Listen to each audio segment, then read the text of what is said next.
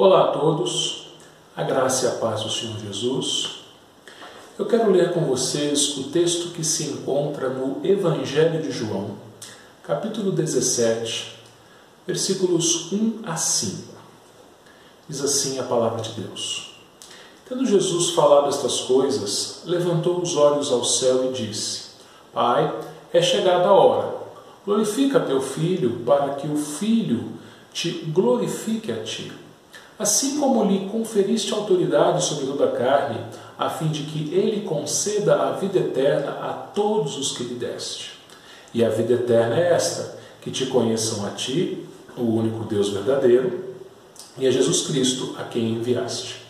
Eu te glorifiquei na terra, consumando a obra que me confiaste para fazer. E agora, glorifica-me, ó Pai, contigo mesmo, com a glória que eu tive junto de ti, antes que houvesse mundo. Oremos. Senhor, nós queremos te agradecer pela oportunidade que temos de, mais uma vez, estudar a Tua Palavra. Que o Senhor fale, ó Deus, a cada um daqueles que estiverem me ouvindo agora, ó Deus, para a Tua glória, ensinando-os, ó Deus, exortando-os, animando-os, colocando, ó Deus, a Tua Palavra nos seus corações. Apesar de mim, ó Pai, que o Senhor me use para a Tua glória, que eu te peço no nome de Jesus. Amém.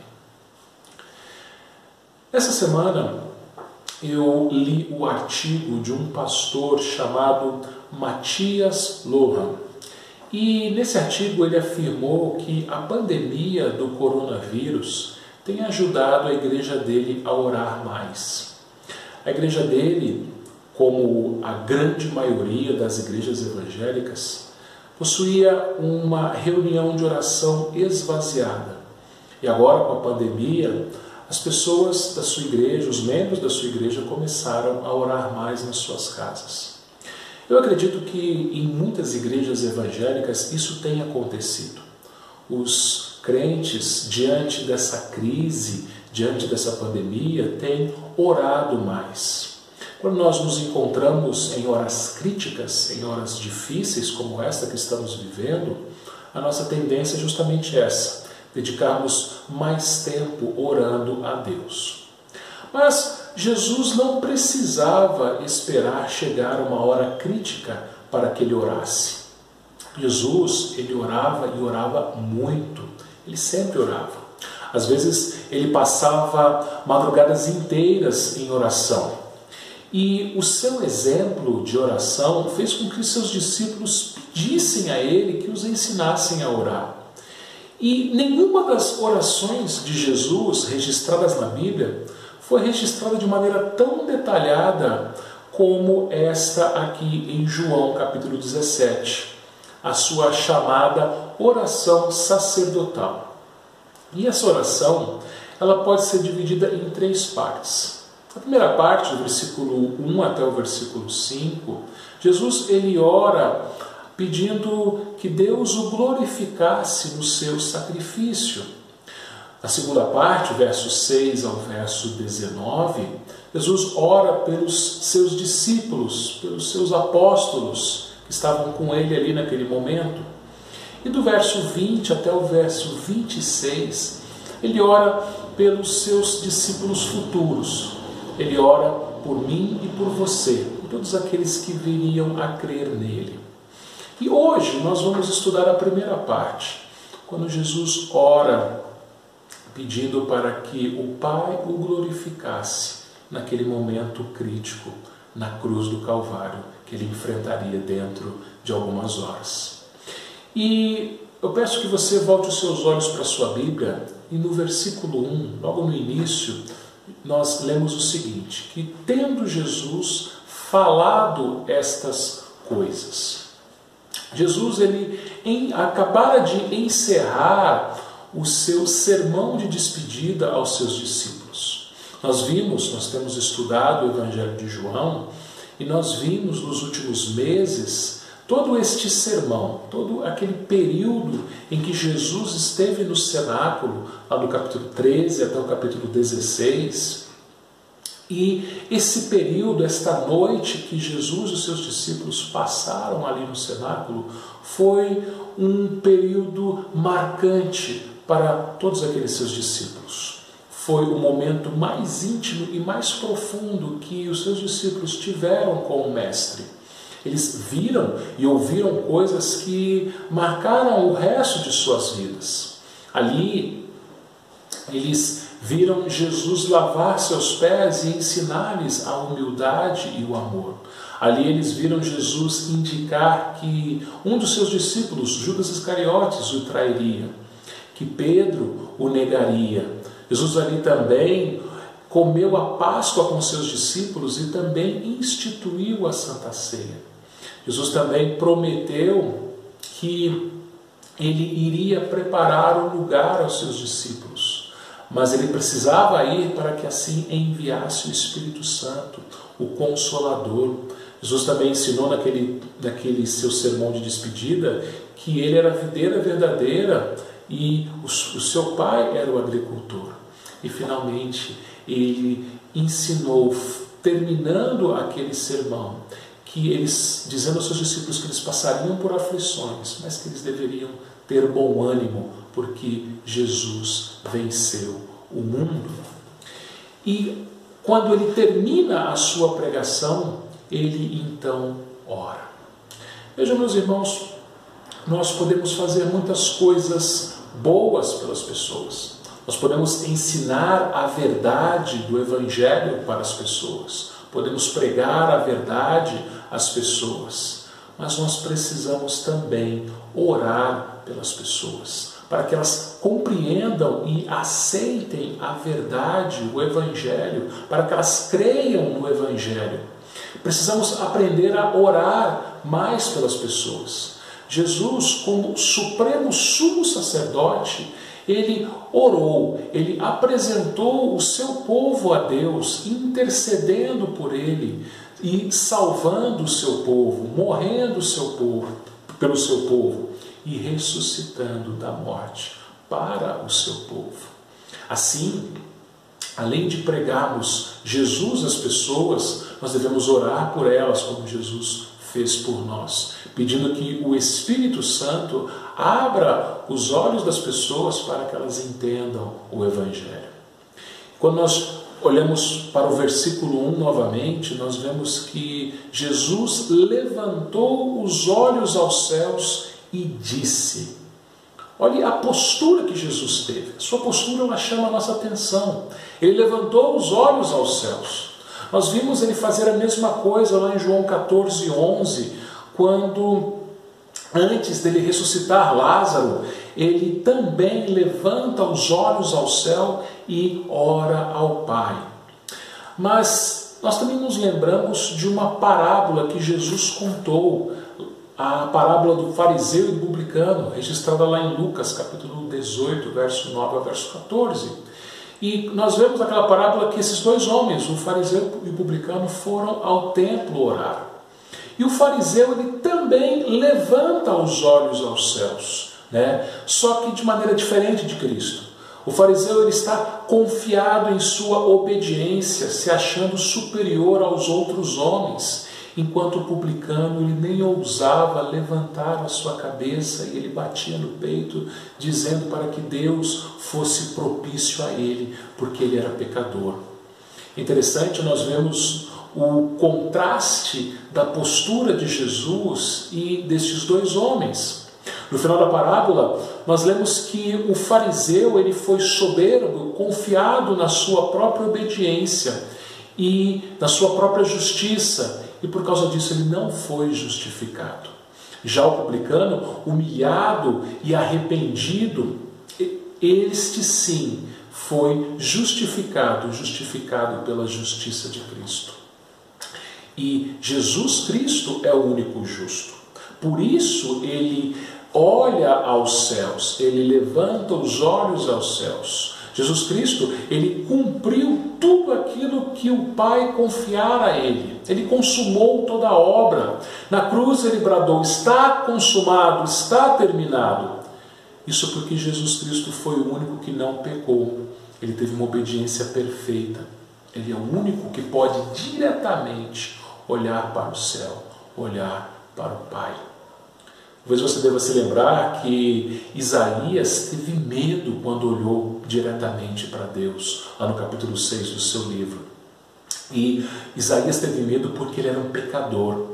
Quando um pecador olha diretamente para Deus, a única reação que ele tem é o medo. Alguns cânticos dizem: eu quero ver Deus, mas isso é um erro. É um erro porque dirigir-se a Deus confiado nos seus próprios méritos é algo mortal. Por isso que Isaías só se dirigiu a Deus com confiança depois que os seus pecados foram perdoados.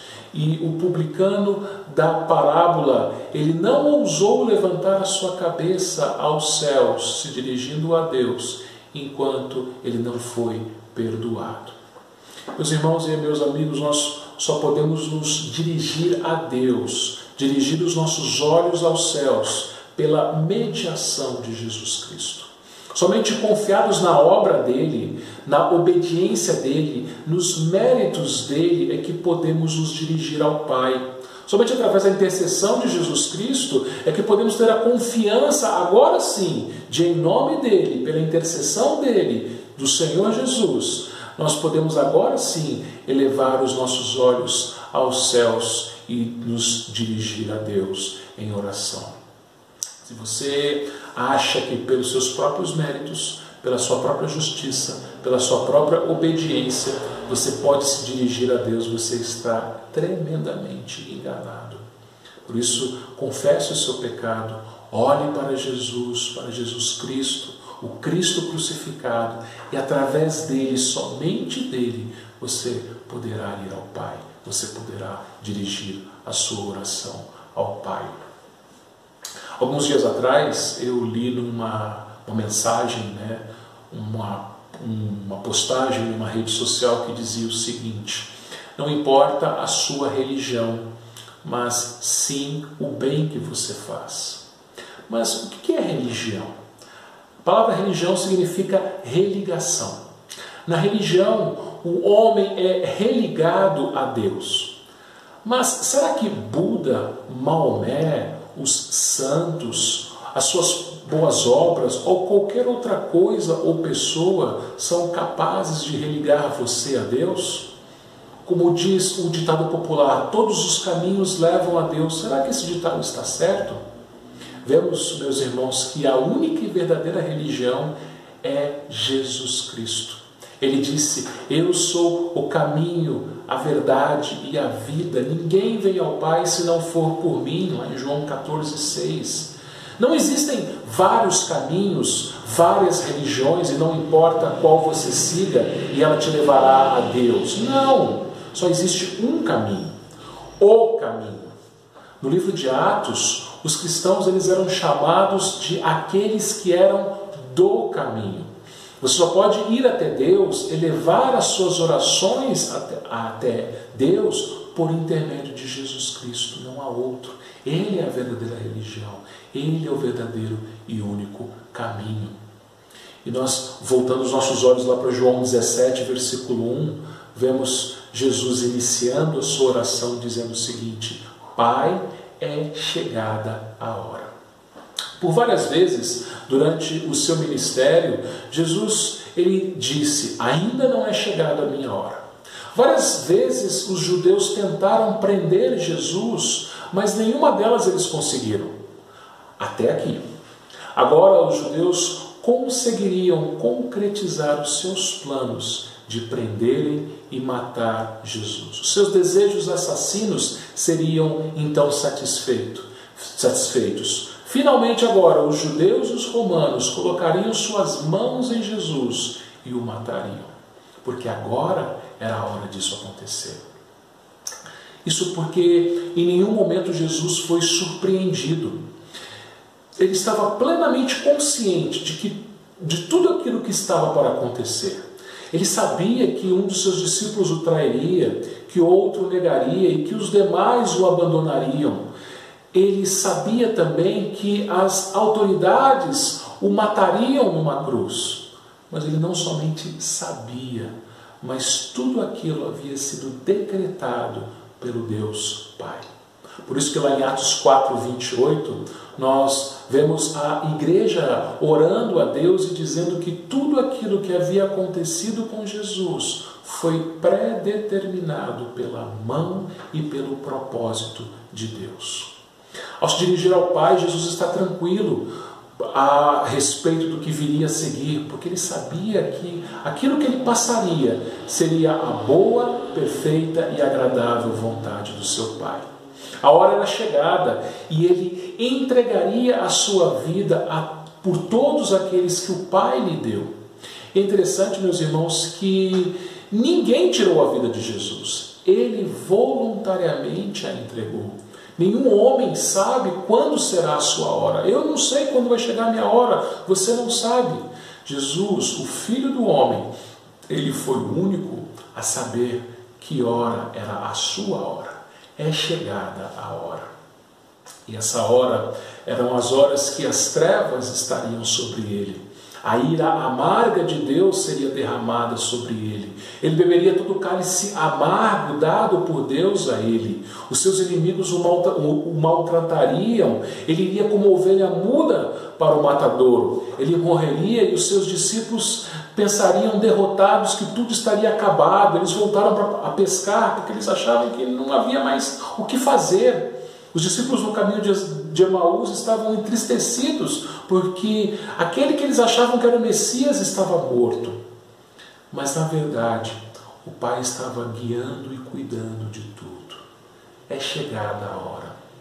Nas nossas orações, chamamos Deus de Pai. Jesus nos ensinou isso, né? A chamarmos Deus de Pai. Ele é o nosso Pai. E ao chamarmos Deus de Pai, nós fazemos isso com confiança.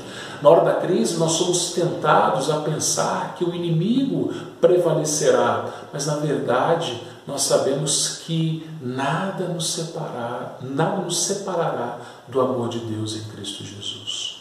Sabemos que tudo aquilo que acontecerá conosco é para o nosso bem. Nós não temos um Deus fraco que não pode fazer nada, que fica apenas nos observando em meio aos nossos sofrimentos, às nossas tribulações. Não, o nosso Deus, o Deus a quem nós cremos, o Pai a quem nós oramos, Ele age sempre a nosso favor.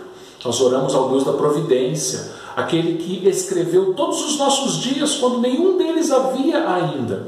Nós oramos ao Pai que nos ama a tal ponto de ter enviado, ter entregue o seu Filho para morrer por nós, para pagar a dívida que nós jamais seríamos capazes de pagar. Nós oramos a um Pai que nos amou e nos amará até o fim. Jesus, então, no final do verso 1, ele fez a sua primeira petição. Ele pediu o seguinte: glorifica a teu Filho, para que o Filho te glorifique a ti. Irmãos, eu creio que antes da cruz, este tenha sido o momento mais sublime da vida de Cristo. O Deus Filho orando ao Deus Pai pela sua igreja. Ele era o Filho unigênito de Deus, o Verbo que estava no princípio com Deus e que era e é Deus. O Filho que teve a sua filiação duvidada por Satanás na tentação do deserto. Satanás tentou contra a filiação de Jesus quando disse: se és filho de Deus, transforma pedras em pães. Se é filho de Deus, atira-te daqui do pináculo do templo. Ele tentou fazer com que Jesus duvidasse da sua filiação, mas ele é o real, é o verdadeiro Filho de Deus.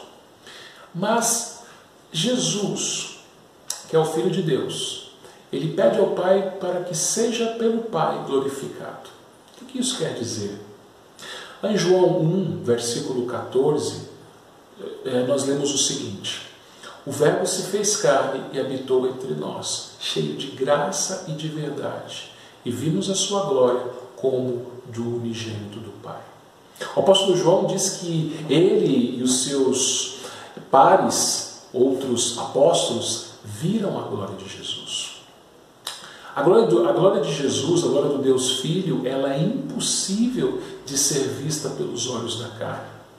Quando Jesus curou um cego de nascença, depois que esse homem foi curado, ele foi interrogado pelos fariseus e nesse interrogatório foi demonstrado que eram os fariseus quem estavam cegos, que tinham seus olhos espirituais vendados, e o cego agora enxergava não somente com seus olhos físicos, com seus olhos de carne, mas também com seus olhos espirituais.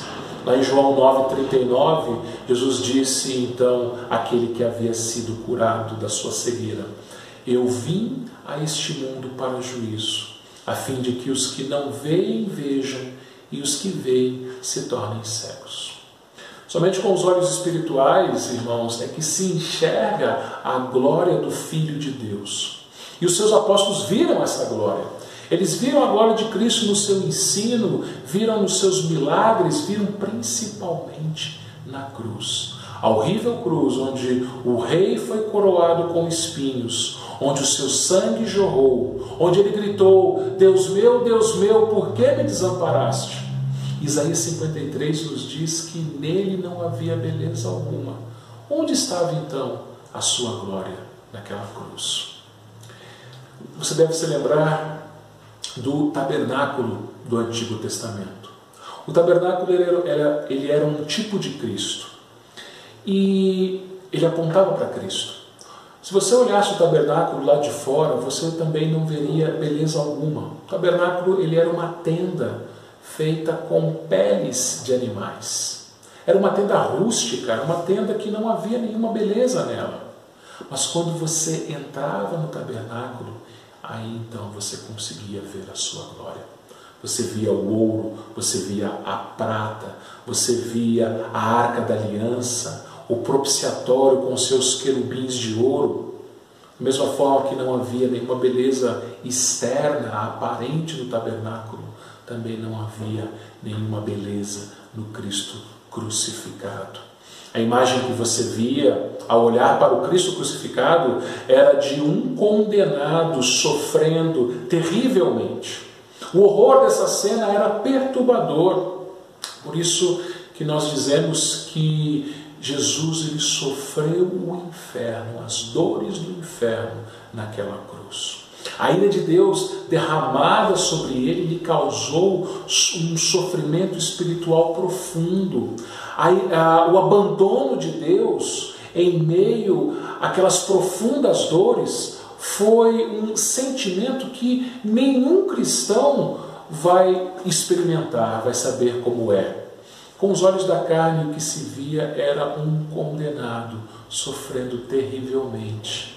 Com ele morto, ensanguentado naquela cruz, parecia que as trevas haviam prevalecido. Mas na cruz ele venceu. Essa é a sua glória. Ele venceu, como ele havia acabado de dizer no final do seu sermão de despedida aos seus discípulos: eu venci o mundo. Assim como Deus estava no tabernáculo, ele também estava na cruz. Na cruz ele esmagou a cabeça da serpente. Na cruz ele derrotou Satanás e os seus demônios. Na cruz ele pagou os nossos pecados. Cada um deles, não ficou nenhum para trás. E na cruz nós vemos o seu profundo amor por sua igreja se colocando no lugar dela. Cristão, você é salvo porque o seu Salvador foi glorificado naquela cruz. Cristão, você não vai para o inferno, porque o teu Salvador já sofreu a condenação do inferno no teu lugar. Cristão, você vai para o céu, porque lá é a casa do teu Salvador que foi glorificado. Na ressurreição, você receberá um corpo glorificado, porque o teu Salvador é as primícias dos que dormem. Ele foi o primeiro a ressuscitar com um corpo glorificado. E ele vai te ressuscitar com um corpo semelhante ao dele, também glorificado. Por isso que Jesus pediu ao Pai que o glorificasse, para que o Filho te glorifique a ti. Diz lá o final do versículo 1 aqui de João 17. Jesus queria ser glorificado para glorificar a Deus. Esse era o desejo de Jesus, ser glorificado para glorificar o Pai. E na cruz, o Pai também foi glorificado. Na cruz nós enxergamos o amor do Pai pelos seus eleitos, providenciando o Cordeiro para morrer no lugar deles. Você deve se lembrar da história de Abraão, quando Deus disse a Abraão para que sacrificasse o seu filho Isaque em holocausto. E quando Abraão e Isaque caminhavam juntos, rumo ao sacrifício, Isaque então perguntou ao seu pai: pai, nós temos aqui o fogo, temos aqui a lenha, mas onde está o cordeiro para o sacrifício? Então Abraão disse: Deus proverá, meu filho, o cordeiro. E foi o que aconteceu. Deus providenciou o cordeiro para que fosse morto no lugar de Isaque. E assim como Isaque não foi morto e um cordeiro foi morto no lugar dele, eu e você também, que cremos no Senhor, não morreremos eternamente, porque o Deus Pai providenciou um cordeiro para morrer no nosso lugar. Um cordeiro santo, justo e perfeito, que satisfez a justiça de Deus no nosso lugar. Isso foi por amor. Deus é glorificado na cruz, demonstrando esse amor por nós. Porque Deus me amou, porque Deus te amou.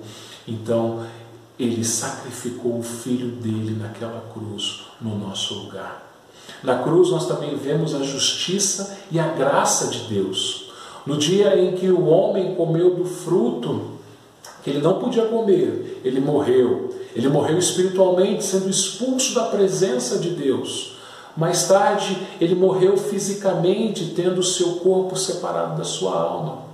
E, em seguida, ele também morre eternamente, sendo separado da graça de Deus. Quando Deus ele envia pessoas ao inferno, ele está sendo justo. A Bíblia diz que o salário do pecado é a morte. Nunca ninguém poderá dizer que Deus foi injusto ao mandar alguém para o inferno. Deus dá à humanidade aquilo que ela merece. A humanidade é pecadora, o que a humanidade merece é a condenação pelo seu pecado, o inferno. Mas pela graça, naquela cruz, o Pai também foi glorificado, enviando o seu Filho e lançando sobre o seu Filho toda a condenação pelos nossos pecados. Lançou sobre o seu Filho todos os nossos pecados, todas as nossas transgressões. Ele foi justo porque ele puniu o seu Filho e ele assim nos justificou, nos declarando e nos tratando como justos, porque assim recebemos a justiça de Cristo, o perdão pelos nossos pecados. Tudo isso não nos custou nada, nada disso nós merecemos. Custou ao Pai a morte do seu Filho e nós recebemos pela graça, não pelos nossos méritos. Por isso, toda a glória seja dada ao Pai, toda a glória seja dada ao Filho, toda a glória seja dada também ao Espírito Santo que nos revela estas verdades. Assim nós vamos para o versículo 2, onde nós lemos: assim como lhe conferiste autoridade sobre toda a carne, a fim de que ele conceda a vida eterna a todos os que lhe deste. O Filho recebeu do Pai autoridade sobre toda a carne, sobre todos os homens. Jesus Cristo tem autoridade sobre todas as pessoas. Ele reina. Mesmo que o insensato diga no seu coração não a Deus, lá no Salmo 14:1, ou no Salmo 2:1, que a gente vê os ímpios se levantando e conspirando contra o ungido de Deus. Hoje nós vemos políticos dos três poderes achando que têm autoridade para decretarem, para prenderem, para soltarem, como fez Pilatos, que achava que tinha autoridade para prender ou para soltar Jesus. Mas eles estão fazendo exatamente aquilo que Deus decretou. A autoridade vem do alto, vem dos céus. Isso porque Cristo reina. Ele tem toda a autoridade sobre todos os homens. Ele domina sobre todos, ele governa sobre todos. Mesmo aqueles que não reconhecem o seu governo, ele não se sente abalado com isso, pois ele recebeu a autoridade, toda a autoridade do Pai sobre todos os homens. Nenhum fio de cabelo cai da cabeça de nenhum de nós, se não for por uma ordem dele. E se o Filho recebeu do Pai a autoridade sobre todos, aqueles que o Pai amou e escolheu e adotou antes da fundação do mundo, estes foram dados ao Filho para que o Filho morresse por eles e lhes desse a vida eterna.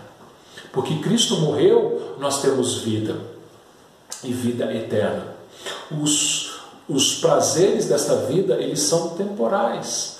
Agora, a vida que Cristo nos dá é eterna. E ela é eterna porque nada nem ninguém poderá tirá-la de nós. Mesmo a morte não poderá nos tirar esta vida. E gozaremos desta vida eterna na sua plenitude, na eternidade, nos novos céus e nova terra. O que é vida eterna? Olhe para o versículo 3, lá de João 17. A vida eterna é esta: que conheçam a Ti, o único Deus verdadeiro, e a Jesus Cristo, a quem enviaste. Numa frase, vida eterna é conhecer a Deus, o único Deus verdadeiro. Lá em Jeremias 24, versículo 7, nós vemos que Deus ele fez uma promessa a Jeremias a respeito dos exilados de Judá. Ele disse o seguinte: dar-lhes coração para que me conheçam, que eu sou o Senhor. Eles serão meu povo e eu serei o seu Deus. Aqueles crentes do Antigo Testamento receberiam o conhecimento de Deus, conheceriam a sua aliança, desfrutariam do seu favor. Já desfrutamos dessa vida eterna e já recebemos as bênçãos de Deus aqui e agora, nessa terra, nessa vida. Somos ensinados, consolados, exortados, cuidados, protegidos, guardados, guiados, disciplinados, abençoados por Deus nesta vida. E esta vida que temos é vida em abundância.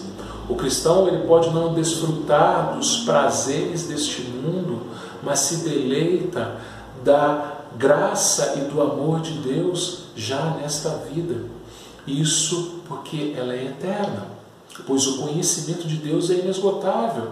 Nós passaremos a eternidade conhecendo a Deus e sempre haverá mais e mais a conhecer dele, porque ele é inesgotável, o conhecimento dele é inesgotável. E veja, Jesus diz que a vida eterna é conhecer ao único Deus verdadeiro. Os povos antigos adoravam ídolos feitos de madeira, de metal, de barro ou de pedra. Adoravam o sol, a lua, as estrelas, adoravam animais, adoravam reis, imperadores. Mas o maior ídolo do homem é ele mesmo. O homem adora o seu próprio conforto, a sua inteligência, o seu trabalho, a sua família, o seu dinheiro, os seus bens, a sua saúde, o seu descanso. O homem adora atenção, adora não ser contrariado, adora ter a sua vontade feita. E a gente vê isso desde a infância. Os bebês eles são idólatras. Isso pode chocar você, mas eles são idólatras sim. Um bebê quando faz manha para obter aquilo que ele quer, que é o colo da mãe ou do pai, isso é idolatria no seu coração. Isso nos mostra que nenhum Deus pode te satisfazer. Nenhum falso Deus pode te satisfazer. Só existe um único e verdadeiro Deus. O Deus verdadeiro e o seu Filho Jesus Cristo, que foi por ele enviado, é quem revela esse Deus. Por isso que vida eterna é conhecer a Deus e conhecer a Cristo. Cristo é a verdadeira e única religião, é o único caminho ao Pai, o Deus único e verdadeiro. E quanto mais nós conhecemos a Jesus, mais conhecemos qual é o seu principal interesse. É a glória do Deus Pai. Olha o versículo 4 de João 17. Eu te glorifiquei na terra, consumando a obra que me confiaste a fazer.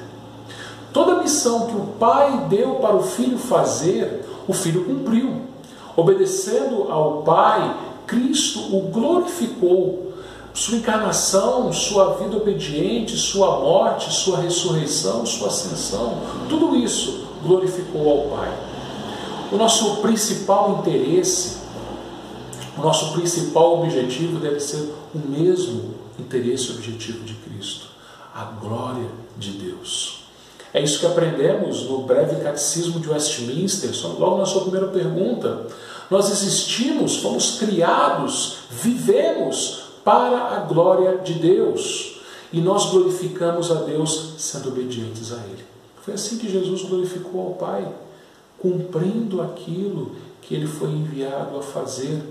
E nós também somos chamados a fazer a mesma coisa, a cumprirmos a vontade de Deus nas nossas vidas, a sermos obedientes a Ele, a não questionarmos as suas ordens, a não rebelarmos contra a vontade dEle, a se alegrar fazendo aquilo que Ele nos manda, sendo submissos à sua palavra. Cristo glorificou ao Pai, obedecendo a Ele, consumando toda a obra que o Pai lhe confiou a fazer. Jesus ele nunca reclamou da pobreza que ele passou, do trabalho, das dores, das pessoas que o rodeavam, nem mesmo do seu sacrifício humilhante. Pelo contrário, Jesus obedeceu, submetendo-se a toda a vontade do seu Pai. Que o Senhor nos perdoe quando nós murmuramos, que o Senhor perdoe as nossas reclamações, que Ele nos ajude a obedecê-lo, a fazer a vontade dEle. Deus ele preparou para nós boas obras para que andássemos nelas. Nós somos chamados a sermos sal da terra e luz do mundo. E quando nós cumprimos a vontade de Deus, Ele então é glorificado nas nossas vidas. Por mais simples que sejam as coisas que Deus preparou para você fazer, mesmo que você faça coisas que não fiquem sob os holofotes deste mundo, mas quando você obedece à vontade de Deus e humildemente se submete à sua palavra, você então estará glorificando a Deus. Então, finalmente, nós chegamos ao verso 5 desse texto aqui de João 17, quando Jesus ele disse: "E agora glorifica-me, ó Pai, contigo mesmo, com a glória que eu tive junto de ti antes que houvesse mundo." Mais uma vez, Jesus pede ao Pai que o glorificasse. Mas agora ele faz um acréscimo. Ele pede ao Pai que o glorifique com a glória que ele já tinha, ou que ele já teve com o Pai antes que houvesse mundo. Lembre-se que Jesus é a segunda pessoa da Trindade, igual em poder, honra e glória com o Pai e também com o Espírito Santo. Lá em João 1 nós vemos que no princípio era o Verbo estava com Deus e o Verbo era Deus. Todas as coisas foram feitas por intermédio dele e sem ele nada do que foi feito se fez.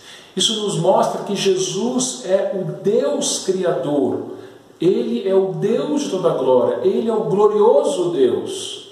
Ele sempre teve glória junto ao Pai por toda a eternidade passada, antes da criação. Mas na encarnação, ele se esvaziou da sua glória. Que glória havia em um menino envolto em faixas, numa manjedoura, numa estrebaria? Que glória havia nessa criança, na companhia de seus pais, fugindo do tirano Herodes? Que glória havia no filho do carpinteiro nazareno, com roupa simples e pés empoeirados, que não tinha onde reclinar a cabeça? Que glória havia no condenado, crucificado, zombado, sofrendo e sangrando, urrando de dor. Como já disse, os olhos da carne são incapazes de ver a sua glória. No seu estado de humilhação, Cristo esvaziou-se de toda a sua glória. Na transfiguração, Pedro, Tiago e João tiveram um breve vislumbre da sua glória. Mas na sua exaltação, iniciada ao ressuscitar, ele começa a receber de volta a glória que ele teve junto ao Pai antes que houvesse mundo. Na sua ressurreição, o Deus Filho foi glorificado ao vencer a morte. Tragada foi a morte pela vitória. Onde está a morte? A tua vitória?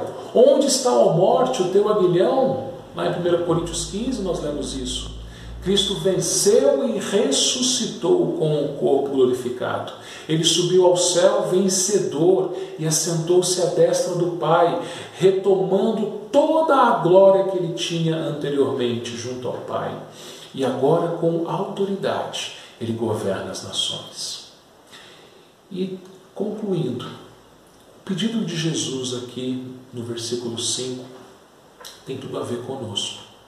Lá em Mateus 28, versículo 18 a 20, nós vemos o Jesus ressurreto e glorificado, dizendo aos seus discípulos: toda a autoridade me foi dada, no céu e na terra. Ide, portanto, fazer discípulos de todas as nações, batizando-os em nome do Pai, do Filho e do Espírito Santo, ensinando-os a guardar todas as coisas que vos tenho ordenado. E eis que estou convosco até a consumação dos séculos. Porque Cristo foi glorificado, ele tem toda a autoridade para salvar os eleitos do Pai e envia os seus discípulos para anunciarem esta salvação. A igreja foi enviada e é enviada ao mundo a pregar a mensagem da salvação, porque Cristo foi glorificado. Sendo ele glorificado junto ao Pai no céu, o Espírito Santo então foi enviado e nos capacita à evangelização. Se você é ensinado na igreja, é porque o Espírito Santo, enviado pelo Pai e pelo Filho glorificado, o Espírito Santo ele usa servos de Deus para te ensinar o Evangelho. Porque Cristo foi glorificado, um dia você ouviu a mensagem do Evangelho, creu na salvação de Jesus Cristo, foi batizado e diariamente continua sendo ensinado, conhecendo cada vez mais a Deus e ao seu Filho Jesus Cristo. E aqui nós temos uma promessa escatológica. Aqui no final de Mateus 28, Cristo diz que estaria com os seus discípulos até a consumação dos séculos. O Cristo glorificado, ele está com a sua igreja até o fim. Ele intercede por nós junto ao Pai, com toda a sua glória. Ele voltará um dia, no último dia, em toda a sua glória, para então trazer a igreja para junto dele, e a igreja então poder desfrutar da vida eterna plenamente com ele, conhecendo cada vez mais a ele e ao Pai. Que possamos dizer: Maranata, vem Senhor Jesus, a ele seja a glória eternamente. Amém. Oremos. Muito obrigado, meu Deus. Obrigado porque o teu Filho Jesus veio a este mundo. Obrigado porque o Senhor o glorificou. E o Senhor, ó Pai, também foi glorificado na morte do teu Filho e na ressurreição. Obrigado porque Ele reina, Ele governa, Ele tem autoridade sobre tudo, Senhor, e sobre todos. Obrigado pela nossa salvação, ó Deus. Ó Pai, que o Senhor nos capacite a ensinar, a anunciar esta salvação às pessoas que estiverem ao nosso redor, ó Deus. A enviarmos missionários, aqueles que estão distantes, ó Deus, para também ouvirem a mensagem de salvação, ó Deus Santo. Ó Pai, que o Senhor seja glorificado nas nossas vidas, ó Deus. Que o Senhor nos perdoe quando fomos desobedientes. e que o Senhor nos ajude, Senhor Deus, a fazer a Tua vontade para a Tua glória. É o que te pedimos no nome do Teu Filho. Amém. Muito obrigado. Deus abençoe a sua vida e um grande abraço.